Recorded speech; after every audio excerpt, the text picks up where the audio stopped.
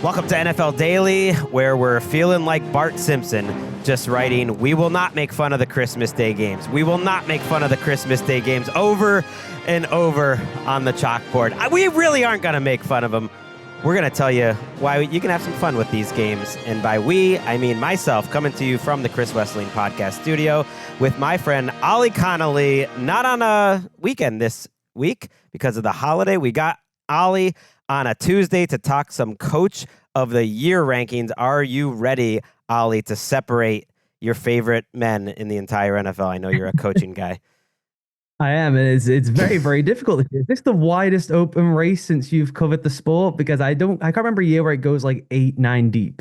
Yeah, I think it absolutely is. I think I actually didn't have that hard of a time cutting off 5. But once you got to 5, and we're going to count down from 5 to 1, you can make such a strong case for any one of those 5. It's just a beauty pageant where it's very, very subjective. So I would have no problem with anyone voting for any of these 5 men. And we do have 2 more weeks to go. So we're basing it on the information that we have here.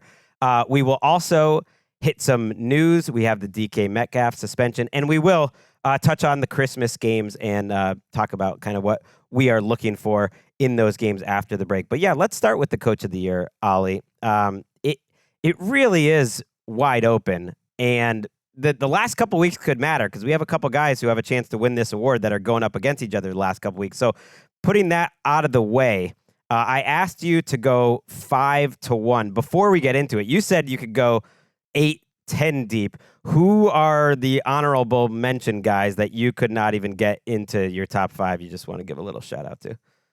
Yeah, I couldn't get Shane Steichen in there. I think over the first half of the season, that's as good a job as anyone could have done, but I don't think you can do that based on what's happened down the stretch front. I didn't have Sean Payton in my top 5, and that one really hurt because I think Sean Payton would be a worthy winner. And so to me, it's the top 6, and Payton would be my first one out, where it's difficult to split between the top 6. Okay.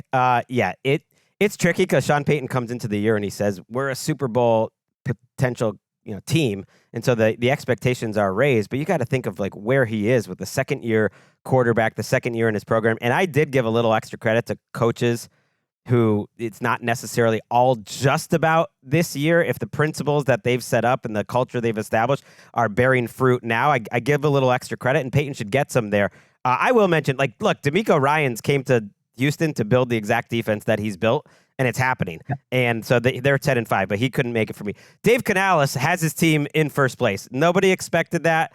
It's such a big group this year that I defaulted to who are the best teams, and the Panthers are not one of the best teams, but he should get a little bit of mention. And then Sean McVay, he's kind of in the Andy Reid mold here, where in Bill Belichick back in the day, that you could put Sean McVay on the list any year and I wouldn't have a problem with it. And yet he was number 6 or 7 for me, along with Sean Payton. So I'm assuming Sean McVay's not on your top 5, but maybe he is. McVay's not. McVay is my frustration with the award in general, which is that we give credit to people we thought wouldn't be good going into the season. And we say, we're so sorry, here is an award. Whereas Sean McVay is just everything you expect, which is he is the best head coach in the NFL, proves it year in and year out. And yeah, he gets put in the Michael Jordan, LeBron category, where it's like, we're bored of you winning every time, so we'll give it to someone else. Okay, but you can be the change, You could be the change you want to see in the world. I always say that on this show. Like, don't worry about what people did in the past. You could be a tastemaker now, Ollie. I mean, you obviously are on the read optional. You have a lot of people in the league reading your stuff on your Substack and listening. But now we're bringing you to the people. Maybe some AP voters are out there listening. You could be the change. You could put McVay 1 and make the case. Last year, I had Andy Reid first, and I stand by that he would have been a better choice. I would be happy with Andy Reid last year. All right, let's get into our top 5, though. Well, what do you want to say about McVay, then? You sounded like you want to jump in. I'm not so sure that Chris Ballard needs to read the read optional to know Sean McVay is a football coach. That's fair.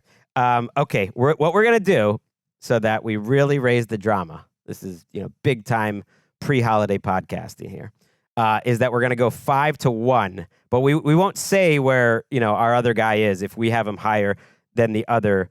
And Ollie, I'll have you start out with your number 5. My number 5 is Ben Johnson with the Bears. This falls nicely into the turnaround category, though. I don't think quite as stark a turnaround as maybe guys who could be higher up on the list. I think if you just look at some of the defensive fragility and some of maybe the luck involved on that side of the ball, it's a slight demerit for me compared to some other guys on the list. But I do think you have to say that everything he visioned and bet on with this franchise, whether it's the partnership with Caleb Williams, whether it's rebuilding the offensive line, whether it's building out a staff really smartly, saying, I'm going to go get Dennis Allen, someone with head coaching experience, kind of guide me through the work week, someone who I can just trust on one side of the ball as I kind of deal with one side and start resetting the culture there in Chicago. Everything he kind of dreamed up going into the season has worked out. And Caleb Williams has developed. Now, he hasn't turned like Drake May in his second year to a guy that's in the MVP mix, much as, not even the Pro Bowl mix. It's not when they announced the Pro Bowl on Tuesday. No one is saying Caleb Williams was a snub, but he gets credit for the improvement, certainly, that Caleb Williams had. I think the questions for Ben Johnson coming into the year was a little bit about culture and is he a leader of men and all that stuff. And in the offseason, I think he helped to put that to bed, but he does remind me a little bit of Sean McVay in that it's going to be a coach-led organization. I think Ryan Poles, who was there, maybe it's a comparison to the Les Snead relationship, is going to be kind of serving Ben Johnson and what he sees. And the fact that they made their offensive line work, especially when you talk about vision, I think is really impressive for what Ben Johnson has done. No, I agree. And I think with Johnson, he was kind of miscast and misguided from the outside. It's like, oh, he's the dork, he's the nerd, he's the X's and O's guy. And then now that you see him in front of the cameras and doing the celebration, this man is a stone cold psychopath. He is in that Dan Campbell vision of rah nonsense. He just also happens as a little genius bend to him too, which I think is where you get to more McVay than someone like Shanahan, where Shanahan's a little bit more dour and those are his kind of soft skills, whereas Johnson is a little bit more in the flow of McVay, Dan Campbell, and can tap into the rah side too. And he just has an edge to him. And I'll always remember, Belichick, in his book with Halberstam said, once I learned as a young assistant, once I could just help a player, be better or do something they couldn't do before, like they will respect me for that. That's the number one thing you can do. And I think that's ultimately the number one thing Ben Johnson has. It's crazy that, he could be 5th on a list. And it's crazy for me as a Patriots fan that I'm putting Vrabel 5th on my list. I got a text from our good friend Jordan, who was really missing being on this show because she loves talking coaches. But we could wrap it up with the Coach of the Year rankings at the end of the year too, because we never know in terms of at least finalizing it. But I put Vrabel 5th, and I know you don't have him this low, so we'll find out where you have him. I don't want to turn this into like picking the reasons I didn't have him higher. It's just an incredible year. They won 8 games combined the previous 2 years. That is the case for him. He is as important, a coach as there is in a building. He feels like a shadow general manager. Maybe you give him a little love for that. Maybe you give him a little love for bringing the best out of Josh McDaniels. Jordan pointed that out. Although there was some reporting around the fact that Robert Kraft was really insisting on that coaching hire. You can get into that maybe when you talk Vrabel. I'm going to be real. I'm going to give him a little bit of knock for 2 things, at least when I'm separating everything out.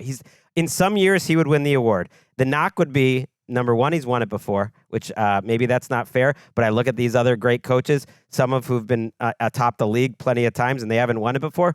It's such a beauty pageant, silly type of award. I do think spreading it out is okay. And the schedule matters to me. Like, it's unfortunate, but I think if they had a tougher schedule, and by basically every metric, they are the easiest schedule in the league, one of the easiest schedules we've seen in years, that they would have like a 10-5 record, that they're maybe more like that type of team, or even a 9-6 type of team, which is no like major knock, but I'm looking at it. And if I'm going to make a tiebreaker, who has the best team, who I think, it's obviously subjective. The record would tell you the Patriots are one of them. That's just a little bit of a separator for me, but my God, he has done an amazing job. His soft skills, as you would say, with Drake May is incredible. And really with the entire team, he has them fired up and playing well without a very good roster when you compare it to the other candidates here. So I just want to clarify that one of your knocks there was that he's too good at his job and yes. he's won it before. Yes. But he can't win it again. Okay, good. He can win it again, but as a little tiebreak, it's like Stefanski won it twice. Like Ron Rivera won it twice. We've had some guys just like keep winning it over and over. And when I look at some of the other guys here, I'll mention Ben Johnson's my fourth. So we kind of talked Ben Johnson, but this was 5 and 4 to me. And when you see the top 3 teams, I think we're going to have the same 5 guys. I do think those teams are just like a smidge better. But Ben Johnson, I'll mention, has a chance these last couple weeks to have a really strong closing statement, to beat the Packers. And then if he can potentially beat the 49ers this week, that would be an incredible stretch run. And I had my doubts that the offensive line, when they did all the investments and they sort of had that vision, would all work out. And then you look at it, and they've made it happen. Do you have any problems with my Vrabel ranking? Clearly you do, because you got it higher. I have some problems. I have more problems with the logic, I think, than the actual ranking. I think you can throw any of these guys up in the air and it makes sense. I think you're chasing reasons to put the list in the order you want to, and I admire that as a podcast. Yeah, that's good. That's probably true. Game management is obviously a huge strength for him, and like he turned a desolate building around pretty quickly. So did Ben Johnson. And the strength of schedule thing, that is a fair argument to make and to put it into its correct historical context. But it's not as though people were looking at them on their schedule to open the season and saying, oh, that's a tough one against the Pats. Like, so it works kind of both ways in that regard, that they can't dictate the schedule. He's playing who he's playing with an ill-equipped roster and winning games. I shouldn't really go negative, because I know all the Patriots fans are just going to key on that. It's more about the positives that the others have brought to the table, and the fact that when I look at those beautiful DVOA rankings and I see the Patriots 26th in defense, I'm like, that kind of makes sense to me. I can see it. This team is tricky, and Mike Vrabel is an incredible head coach. He has not brought great defenses basically wherever he's been. He had 1 or 2 good years in Tennessee, mostly bad years on defense, including when he was a coordinator. All right, who is next on your list, number 4? Number 4 for me is Liam Cohen with the Jags. I think the thing that impressed me the most with Liam Cohen this season is I had real concerns about the staff he assembled and his readiness and preparedness to actually be in the big chair, to make the big boy calls, to have to run the meetings, to make the key decisions and not just kind of be in the background, second guessing what everyone else is doing in the building. And to see him stave off a mid-season slump, to me, showed me he's really got the goods for this long term. That I knew he was one of the best offensive architects of the modern era. I thought that you could book that in. Was a little bit concerned about the connection with him and Trevor Lawrence and how that would work short term and medium term. But after the collapse against the Texans, to not go into a slump, and we've seen the Jags do this before. They are regularly, every 2-3 seasons, one of the hottest teams in the league for a month. They have some kind of slip, and often it can just descend from there. For him to be able to pull that out, address the issues with the team, rework the offense, make the trade for Jacoby Myers and make that fit so seamlessly from the jump. That to me is as impressive as he's done as a head coach. The offensive stuff was always going to be brilliant, but what he's done as a head coach with a really inexperienced staff is pretty impressive to me. I thought you might have him first. I mean, he's your guy. You were banging the drum this offseason and even going into it that Cohen was like a real deal difference maker, if not at the level of Ben Johnson, like very close, and that coaching candidates like him don't come around too often, and that's why I have him on my list too. I have him third, so you kind of led right into my number 3, so we can just talk about him. Now they did have the bones of a decent team in there. They only had 4 wins last year, but it's a lot of players that were there when they won 9 games back to back the previous 2 years. But the thing that's really impressive to me, Ollie, is you can just see this is a Liam Cohen team. And so when I say that, what does being a Liam Cohen team when you watch this Jaguars team mean to you? It means the explosive plays. It means the commitment to the run game being tied to the play action game and trying to maximize what you can get from Trevor Lawrence. It means spreading the wealth around in the run and passing game with as many weapons as possible. And I think you see all that on film. The thing that really impresses me is I know they've had the issues with some of the penalties and particularly early in the season, kind of the offensive structure in that sense, but all the little details add up with them all over, both sides of the ball and special teams as well. They're one of the best special teams units in the league. And I mentioned the inexperience of the staff. I was, as you said, banging the drum for Liam Cohen in the offseason as a head coach. I had real reservations about his connection in the league to build a good enough staff around him. He's jumped from job to job everywhere. I don't think that within the league, he's considered the loyalist guy to maybe go and work for. And so he's got all these young people built in his image doing a job for the first time. If you just go through their staff or a defensive line coach first time doing that, offensive line coach first time doing that, you contrast it with Ben Johnson. He says, I need people who've done the job before. I'll get Declan Doyle, who's a young, cool offensive mind to help me out with that stuff. But I'm going to go get Dennis Allen, someone who's been a head coach, can show me the ropes. Liam Cohen built it in his image. It's all new guys, all his friends, all young people. And I just didn't think that would all come together in year one. I thought it would be a bit more of a slow build, 2 years, maybe 3 years before we would see the best of it. And yet we've already seen it in year one. And I absolutely give credit to the hirings that the coach makes and the fact that he's doing it with such a young staff, a little extra credit there. And then Anthony Campanile, the defensive coordinator, who was, an interesting name, but a surprising one to get that job out of Green Bay, a guy that they identified and has done a good job. So I think it's the way that Trevor Lawrence has transformed the last 5 weeks that really does it for me. And I wouldn't have a problem with anyone voting any of these top 5 number 1. But I think that was the last piece that Cohen needed to show was Trevor and him clicking. And we've talked about it on this show. When they brought in Jacoby Myers, Jordan's been all over this and trying to fit the right guys, into the right spots. Before we wrap, Cohen, just how have you seen kind of the offense transform and him figure out, problem solve as the season's gone on? Because to me, that is next level coaching. And really all the guys that we're going to talk about today, I think has done some form of that. But how has he done it? Yeah, and that's the thing with Liam Cohen is he really just changed the offense every single week. A lot of teams don't do that. They have staple concepts. They maybe draw them up or show a different formation every week. He will design stuff that is fresh and game plan specific every single week. And you just don't see that even at this highest of level. And what Myers has done for them is just brought in a professional, capable receiver who knows where to be, does all the dirty work, will block for you, will pin inside, will run routes appropriately, will catch the ball when it's thrown to him. It's a revolutionary concept for the Jags this season. When the ball is in your hands, you should maybe hold on to the thing. And so just having that sense of reliability, having Brenton Strange's sense of reliability, where I will not give Liam all the credit is Trevor Lawrence has just gone supernova. I'm not sure that your quarterback rolling to his left with pressure in his face and ripping a 40-yard bullet downfield is like brilliant coaching. I think that's just a player on a crazy hot streak playing at the peak of his powers. But Lawrence certainly looks more comfortable in the offense, whereas for the first 6-7 weeks, even when they were winning games, things looked a bit bitty. They looked a little bit uncomfortable. Yeah, you got to give a little credit to Trent Baalke back in the day because it's some of his players who are making big-time plays. I thought about that too in the Broncos game that, scheme was great, but they also just like won some one-on-one matchups in really impressive ways. I'm amazed that you only had your guy Cohen 4th. I almost only put him 3rd because I didn't want us to get over our skis and just have all Cohen all the time. Who do you have 3rd?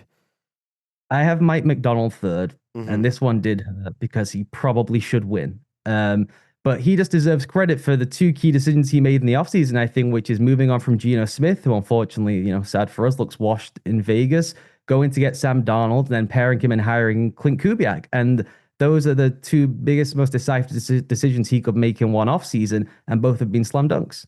Yeah, and you look at what he's done on defense, and this is kind of where I'm getting to my 2-year process. What do you like best about watching this Mike McDonald defense? I know we're coming off of a rough performance for them, but they're another team that's going to be interesting to watch these last 2 weeks. He goes up against Connolly, and then he goes up against Shanahan in the last week. So my not so hot take is this award is yet to be won. The last couple of weeks is going to matter a lot. But what do you like best about watching this version, maybe year 2 of the Seahawks defense?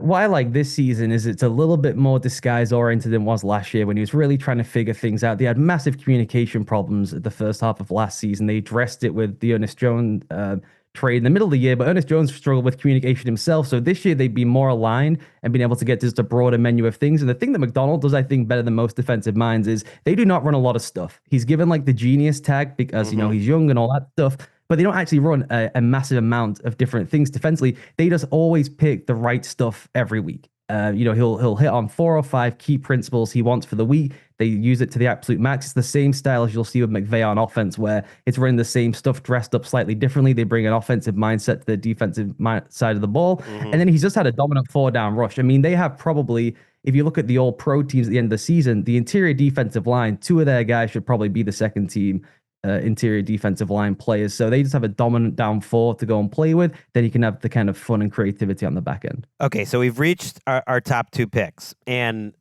I guess I'm not shocked because for me, like I said, the top 5 was relatively easy to get the 5. So we had the same 5. So by process of elimination, let's just give our top 2 picks now, because to me it's down to McDonald and Kyle Shanahan, and for you it's down to Vrabel and Shanahan. So I'm going to give you my top 2 picks.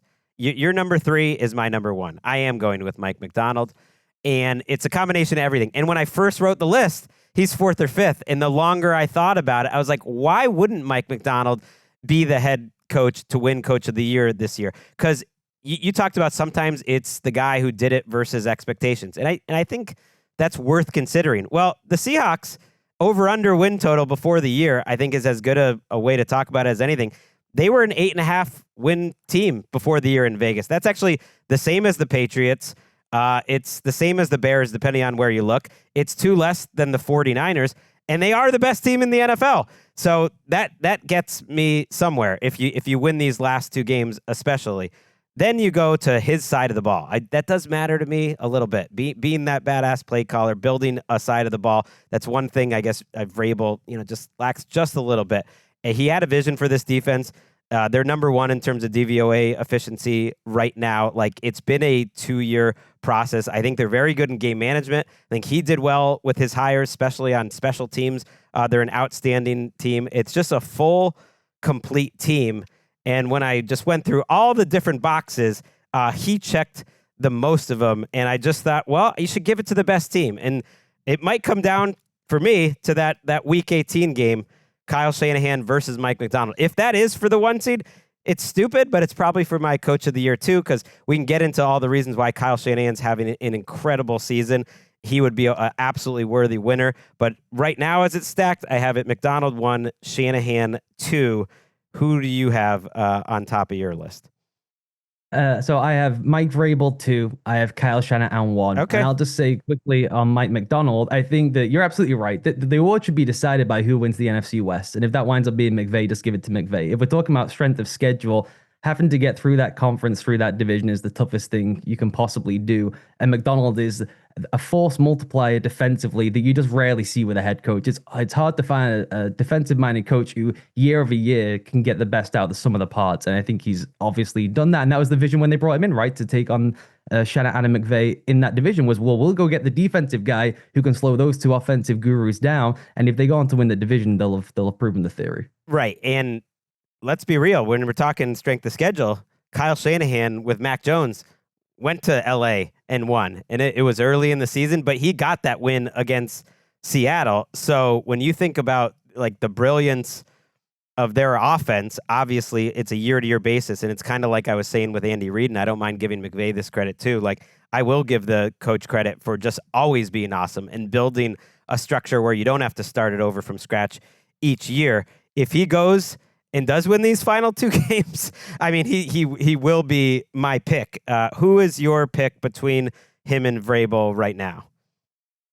Shanahan is 1 for me. Okay. I just, if the job is to be the coach of the year, how is it not coaching to have all those different injuries and just keep finding a way to churn through and win games, and including, as you mentioned, big matchup Thursday night football against the Rams. And I this is where I kind of am a hypocrite to myself, because I was down on them coming into the season.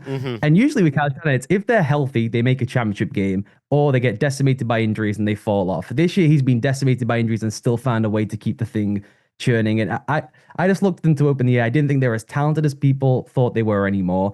I thought the idea that you could fix something as structurally flawed as their run defense by just drafting players, thinking a draft class could fix your run defense, was just kind of fancy land type stuff. And some of that has played out. But to keep doing what he's doing on offense without the lack of playmakers, being down often to just it's Christian McCaffrey and nothing else, and being able to just sustain at a level until you start getting some of the reinforcements back and get a little bit healthy to close the season, is just, I think, as good as a coaching job as anyone can do. It could have been very easy, I think, to have a degree of burnout. He's been there so long, the same message. They brought Robert Saleh back. That felt very uninspired to me, to go back to Robert Saleh. And it would have been easy, I think, with all those injuries to have lost the building and for this to have gone off the rails. For him to just keep it chugging along and to be in with a real shot, having the 1 seed is just preposterous. Yeah, I agree, because I know it's coach of the year, but coaching is not a 1-year job. We can be the change that we want to see, Ollie, and choose the person that is giving yourself a schematic advantage each and every week, has identified the right players for his system, and that they're able to deal with the kind of losses that they've had this year on both sides of the ball. I think that's great to point out that the offense had a ton of injuries early, and if he somehow finds a way, and look, I think they're probably the underdogs in both these games against the Bears and certainly the Seahawks, but if he can somehow find a way to win those two games, it's undeniable, because it's Mac Jones stepping in. You get kind of both cases. Sometimes it's a big coach of the year thing when you can win with the backup. So you got to get the case with the backup, and a lot of backups on the offensive line at the skill positions when Mac Jones was in there, and they found a way to get it done offensively. But you're also seeing, okay, with Brock Purdy and the skill position guys healthy, this is maybe the best offense in the league. It's certainly in the top 5, and then you give Shanahan credit for that. I want you to give all the great reasons why Mike Vrabel is number 2 on your list and knocking on the door, maybe wins this award in the end. I just think you're understating what a mess that entire building was in last season. And to have even smiles on faces would have been an unbelievable job. And he's not exactly a guy who comes in to put smiles on faces in the first place. So it's an unbelievable turnaround to me. Obviously, unlocking Drake May, and whether it was Robert Kraft who hired him, where I think Jonathan Kraft did hire Josh McDaniels, but being able to acquiesce that and kind of accept and submerge your ego to say, okay, that's best for the franchise, we'll do that. That pairing working really well. And I know you mentioned defensively, they've not been that good. They did lose their DC for the entire season, essentially. Terrell Williams going out with the cancer diagnosis. He was back in the building last week to help out, and being willing to step and say, we'll put Zach Core in charge, who is a really young guy, has only ever called defense at the college level, to be willing to let someone do that and take on more responsibility in that direction himself as the head coach, I think is pretty cool stuff. So to even stay afloat when you've had that happen to the building with the lack of just general talent they have on that side of the ball, and they've had a bunch of injuries on that side of the ball too, just staying afloat enough to allow the offense to take over and close out games, I think is pretty remarkable. I think that's all dead on. I'm almost hearing like Belichick's voice in my ears, like, well, Gregg, is points matter too, don't they? And it's like, yeah, they are 7th in points allowed. Points is an important statistic when it comes to defense, and yes, the schedule helped them on that too. But they've been pretty good in situational football, and that's the thing that you've gotten with Vrabel is you're getting the full suite. It's not like a coach with like he's got this strengths but some real shortcomings there, or he can do this. Like, you get Mike Vrabel, and he can do it all in terms of leading the building, leading the players, not just motivation, but understanding the right buttons to press strategically, because they are one of the best teams in terms of game management and the staff he's brought in and the staff he took over. It's all fair. I'm totally happy if Vrabel wins the award. It's just very difficult to split these 5 up. Like, they're all it's a very strong year. I can't remember a year like this where there's this many good candidates. No, I think Vrabel also deserves credit for every single bet he's made. You called him the shadow GM. I think he's just the GM. I think that Elliot Wolf is just like, whatever you say, boss. Every single bet he made, where he was sort of mocked, right? For he's coming back in, he's getting the Tennessee band back there. I was like, well, how great were those Tennessee teams in the first place? This thing has a chance to maybe go off the rails. Does he still have the magic? Does he really make a significant difference as a play caller on any side of the ball? If he's the overseer, how is this going to go? Well, he came in, he instituted the culture. He brought in Bobby Spillane, he brought in Caleb Von Chase on. They signed Milton Williams to big money. Every single one of those bets he's made, even trading away established veteran safeties to say we're going with the young guys, and the young guys have played significantly better than the vets who they've dealt away elsewhere. So putting trust and faith in some of the young players and some of the play development has been impressive too. And they're favored to go 14-3. All they got to do is beat the Jets, and I think the Dolphins will be a little trickier in Week 18, but they could be 14-3. And if they are, that would be my guess is he would win the award, barring Shanahan winning these 2 games. But my vote is for Mike Macdonald. I would have no problem with him winning. I personally don't give him the extra credit, or at least much, for the signings, but I think it's totally reasonable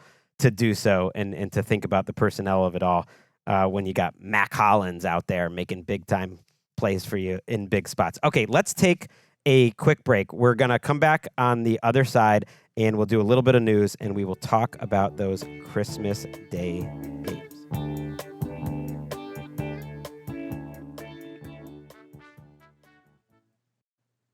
Back on NFL Daily.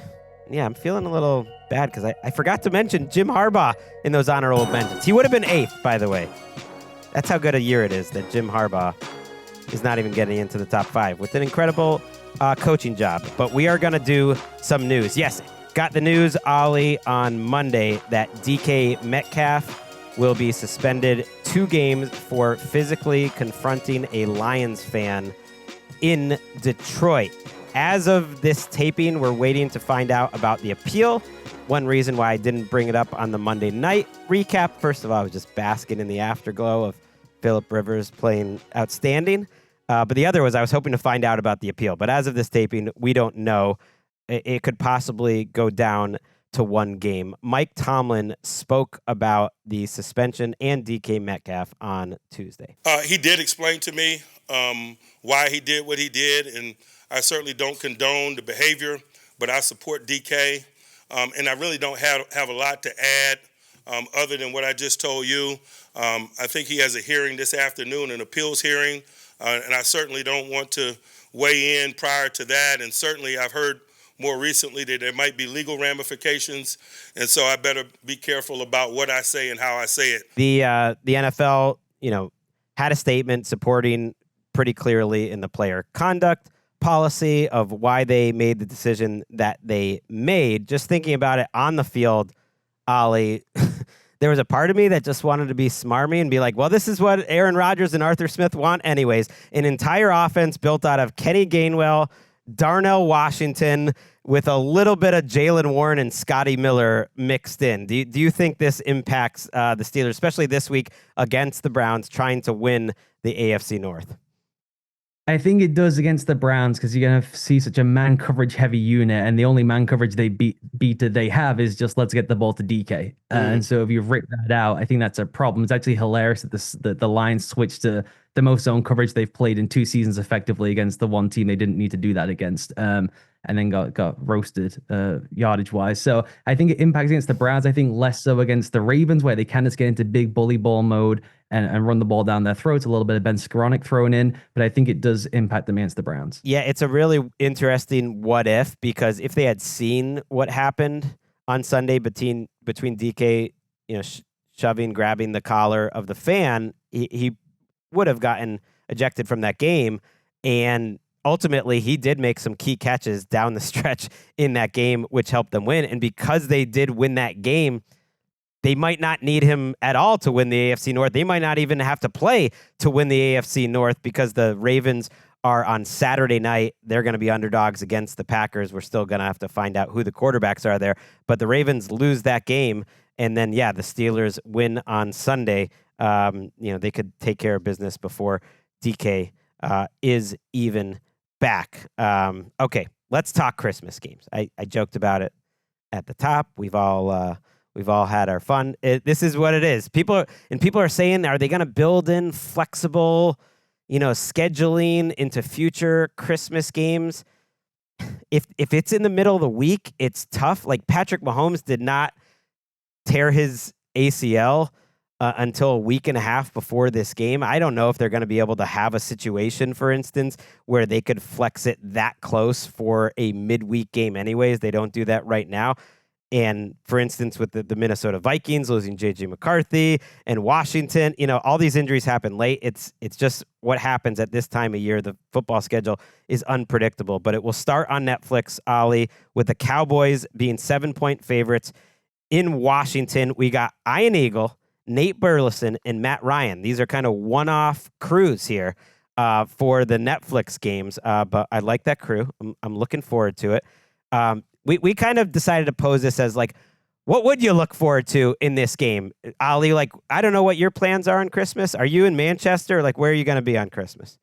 I will be in Manchester. I will be glued to Netflix and then to Amazon Prime later on to watch these glorious series of matchups. No, you don't have to do that. I'm saying in any football game, I do feel like a sicko sometimes. Whenever these games get closer, I do get a feeling of just I am excited. Here comes another NFL game that hasn't left me here on Christmas. It's a little much, but there's always something to watch. For me, I guess I would just start with Dak Prescott, who's coming off a fantastic game against the Chargers, and I know a lot of people say like, oh, winter football, like I love it with the weather and the conditions and like close cold weather games. It's like, no, I'd rather see Dak Prescott ripping highlight reel throws and George Pickens and CeeDee Lamb kind of just going nuts on a pretty underwhelming defense. And I can absolutely see that happening. I know it's in Washington, so the weather could be bad here, but I do think it could be a game for Dak to just go off and put up some big numbers. I do think this is a fun early one because I think we're going to get a ton of points. Since week 8, the Commanders, 32nd in the league in pass defense EPA per play. The Cowboys are 31st. And Marcus Mariota is no longer just kind of the efficient, get the ball out guy that he's been for most of his career. He is gunning down the field. I don't know where he is right now, but a couple of weeks back, he was the leader in the league in yards per attempt, and he's really trying to drive the ball down the field in ways that Marcus Mariota is not normally accustomed to doing. So we're going to get Dak throwing heaters. You got bombs away Marcus Mariota. We got 2 stinky defenses. I think there could be some fun points on the line. Now, I did a bad job setting you up because as of Tuesday, we do not know the starting quarterback of Washington, but I did some digging this morning. And by digging, I mean I searched Twitter. And Marcus Mariota not seen at practice the last 2 days. They have been practicing. And then I did a little more digging, which is just texting various insiders and whatnot who would know more. And again, no one is reporting. No one knows. But I think the betting favorite right now would be Josh Johnson starting this game for the Commanders, in part because they signed Jeff Driscoll to the active roster off the street, which we're getting deep here. And the reason they would sign Driscoll, I don't think is to start Driscoll, but because they don't trust Sid Hartman, to even be their backup. Sam Hartman, rather. I was thinking about Sid Luckman, the great quarterback back in the day. Sam Hartman, that they don't even trust him to be the backup. But who knows? Maybe it's Driscoll and Johnson on Christmas. So that could be good. It's a group that would make the Cowboys look better defensively. That is true. Josh Johnson also has no pulse, so he almost will be bombs away. So that's exciting. So I think that he could have a drive up and down the field type situation. Irrespective of who plays quarterback for the Commanders, there will be a sea of coverage bus in the flakiest defense in the league that plays about 3 different coverages and somehow still finds a way to bust it 4 or 5 times a game. I know it's on 3 days rest, but who would complain if Phillip Rivers just joined the Commanders right now and you put him on Christmas against the Cowboys? Phillip Rivers might complain. It might be tough in that offense. I'm liking Dallas. I'm giving everyone free picks just for a little extra value. Dallas covering the 7 here. I did want to listen to Jerry Jones, by the way, after the game on Sunday. He was asked about the difficult decisions when it comes to Matt Eberflus, his coordinator, after the season. I don't know that, relatively speaking, I might not couch it as difficult. It's certainly something that we have to do, and that is look at the entire year and look at what our options are and how to correct not being here at the same time next year. That is absolutely brutal. I mean, he was in the family, Matt Eberflus. How do you even show up for work the next day if you're Matt Eberflus? It's like, if you're going to let me go at the end of the season, can I just get to Miami 2 weeks early and go and have a vacation? You're a professional, and you think about hopefully the generous contract. I'm guessing that Matt Eberflus is near the top of the defensive coordinator pay rankings in the NFL, and that money is guaranteed after this year. So you keep showing up and collecting those checks for 2 more weeks, and hope that you have a good matchup against Josh Johnson. All right, in the middle matchup, we have the Lions. This will matter for playoff positioning. If the Lions lose this game in Minnesota and get swept by the Vikings, because yes, the Vikings beat the Lions earlier this season, then the Lions are eliminated here in week 17. That would be really sad. It would be even sadder because they're facing our guy, Max Brosmer. The Lions are 6-point favorites in Minnesota. What are you looking for most in this game? What I'm looking for is the offensive line, the Lions, and the interior offensive line. Do we have a health update on who will be starting at center for the Lions? Are we aware of who that will be? Because this thing of rotating through and changing your center almost drive by drive, both being terrible, both being unable to snap the ball, is a real problem. Jared Goff deserves so much credit for last week for standing in an absolute fire it was a storm around him and just throwing dime after dime down the field. But they've had a compromised offensive line for the entire season. This was Penei Sewell's worst game of the season. Wow. And probably the worst game of his career last week. And the interior is just such a problem. And it really showed up that if your interior is weak, and particularly if it's slow off the ball, it just the whole house of cards falls in. So they got to try and correct some of that stuff. They got to have a solid protection plan against the chaotic and chaos of Brian Flores. And I just got to see, does that thing look a little bit tightened up? Because even if they sneak into the postseason here, I just think they are so fundamentally flawed with that offensive line that they'll get waxed early on anyway. I mean, Kingsley Egokun had some fun run game reps. I don't know. Maybe those are just like highlight reel reps, but it's funny because we're watching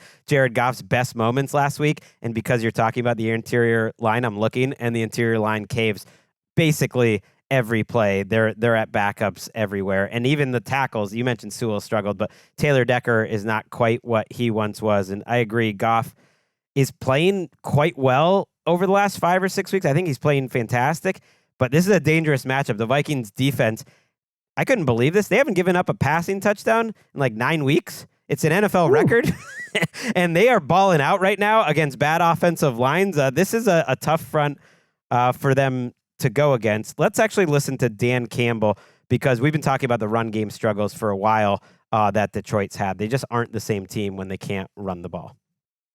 It takes really all 11 guys to get the run game going.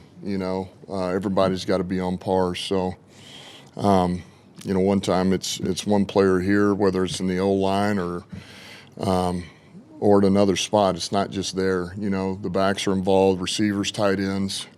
So we just kind of took turns with whether it was some of the combinations, or we're not honoring the ID, or maybe it's not the right read. But yeah, there was a couple in there. I wish I could have had a couple of calls back. Sad Dan Campbell's kind of bumming me out right now. It's too bad because they didn't make that pass interference call on Tesla. This game would mean a lot more, and they would have found a way, despite being down 12 points with under 5 to go, to win that game. I thought that was a bad call, but what are you making of what Dan Campbell has been doing as a play caller and where he's at as their coach?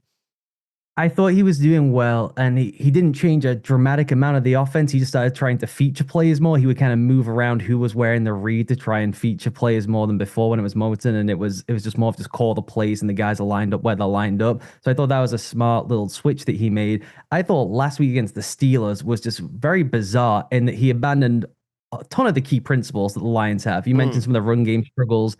They've overhauled a lot of the play action system because how poor the interior is. Jared Goff wants to play in a vertical play action set where it's him deep in the pocket, right? It's the classic like duo inside runs. You get the fake handoff. It's a deep vertical pocket. They don't move the pocket an awful lot. They had to move the pocket against the Steelers because you can't just sit in a deep vertical set if the interior is getting caved in every single time. And Jared Goff isn't a guy who can play on the move. He's not a boot action thrower. He's a deep vertical play action thrower. So you start taking that stuff away from the Lions, you have real issues. They didn't have as many crossing and runaway type routes where you're just running to grass. There was a lot of return to the quarterback, hitches and stops. That's just not who the Lions have been throughout the entirety of this run. So that gave me real pause that he was pretty concerned about his own personnel and talent, and it ties up to what he's saying there. So much of what they've done over this run with Ben Johnson and to Dan Campbell is based off the tight end, and the tight end being a true all-around player who can impact the run game, can impact that vertical play action game. They just don't have that right now if Laporte are out. Yeah, if you think of their season, that loss to J.J. McCarthy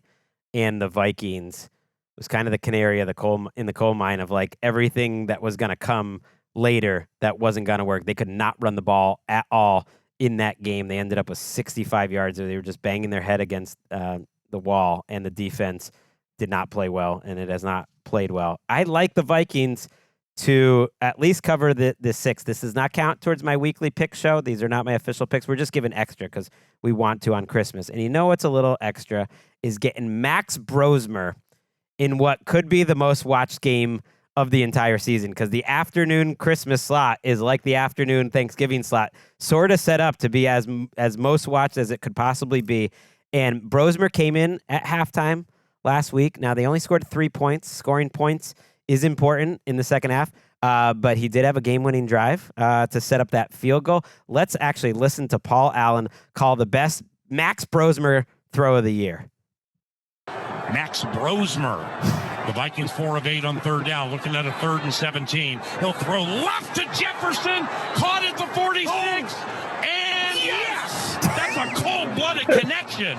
Right hash, left sideline, 22 yards, Brosmer to Justin Jefferson, and a first down.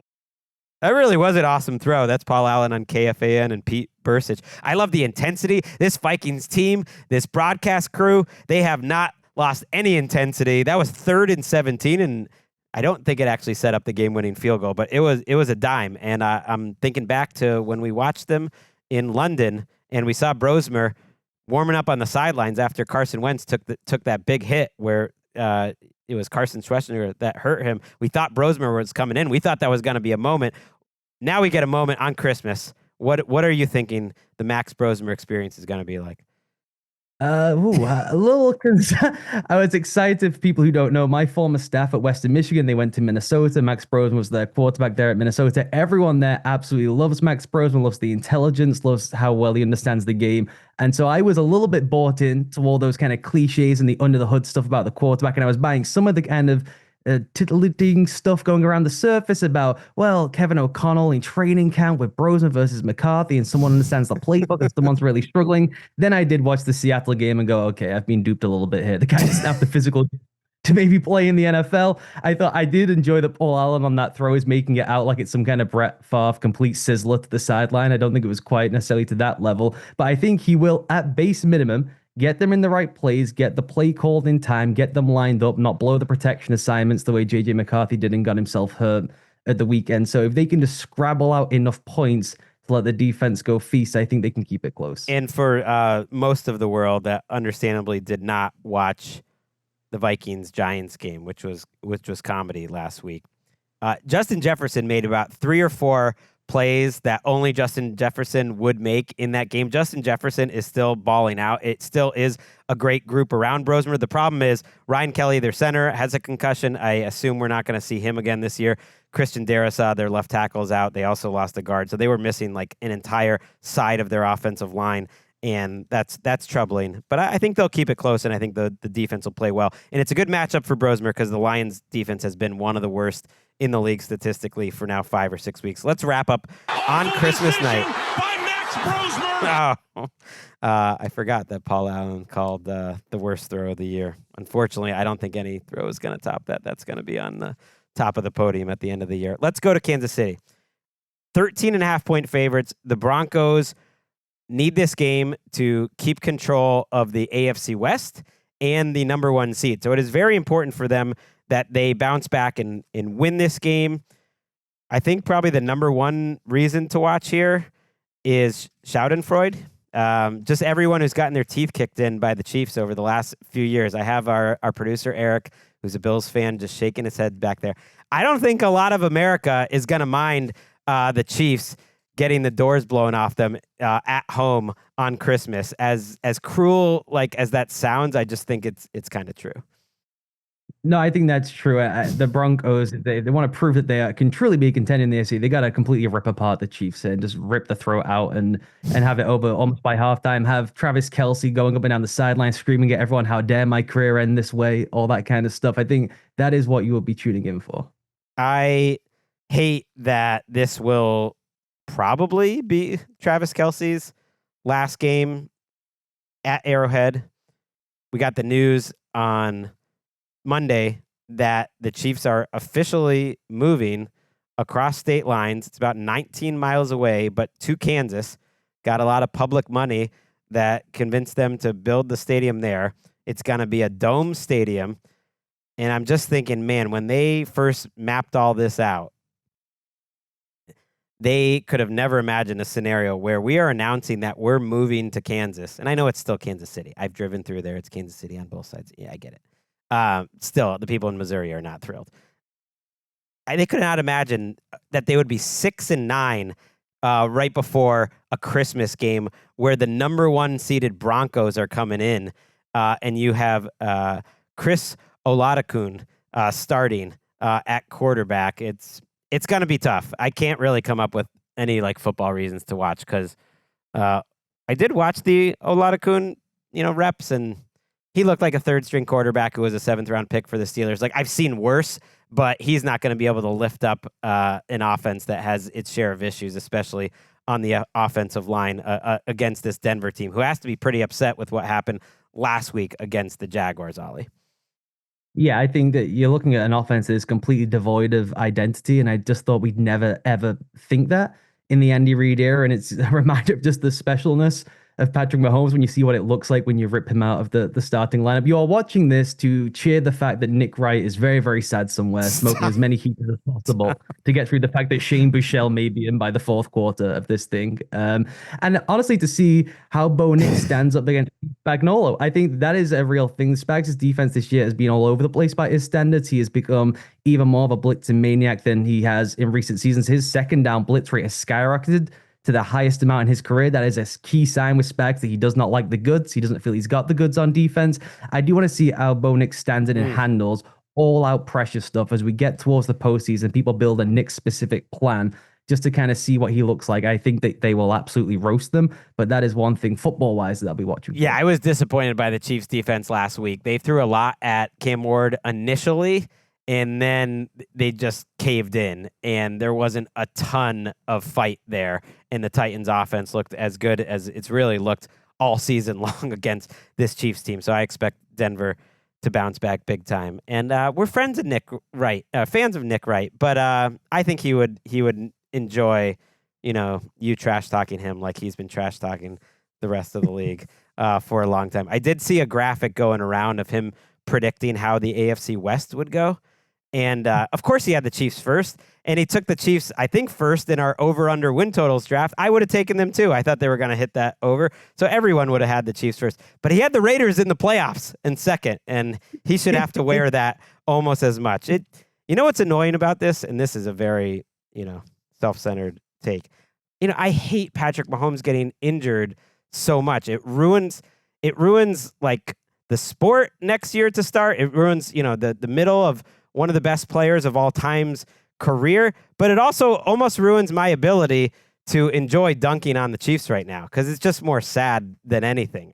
They should just be 6-9 or 7-8 with Patrick Mahomes, and that would be much more fun for me to enjoy their downfall. This just seems sad. This is just depressing. I'm ruining the end of Christmas. I mean, it's supposed to end Christmas with Patrick Mahomes against Vance Joseph. That's a great gift to me, and I've lost that. To be real, you've seen some great final moments in a stadium and everything. Maybe they get Travis Kelce a touchdown or something like that, and it could be a cool moment. I'm sure Andy Reid if he's doing anything this week, it is working on some special plays for Travis Kelce to get a touchdown and to have a final moment. We can only hope he is as successful as Kellen Moore was for Taysom Hill at the Superdome last Sunday. Amazing moment. Taysom Hill was crying on the postgame. All time, his home fan base is going to love Taysom Hill forever. Good job by Kellen Moore and Taysom Hill. Good job by you, Ollie. Appreciate you having you on, stepping in, and we'll get you back on our Saturday Sicko show in a couple weeks. But in the meantime, enjoy Christmas, enjoy the family. All right, that is it for today's show. We are going to be back on Wednesday. I'm losing track. We're coming back a little earlier than normal in the feed with your preview show. Every game in 5 minutes or less. We are figuring out playoff seeding in this week. Can't wait for it. We'll see you then.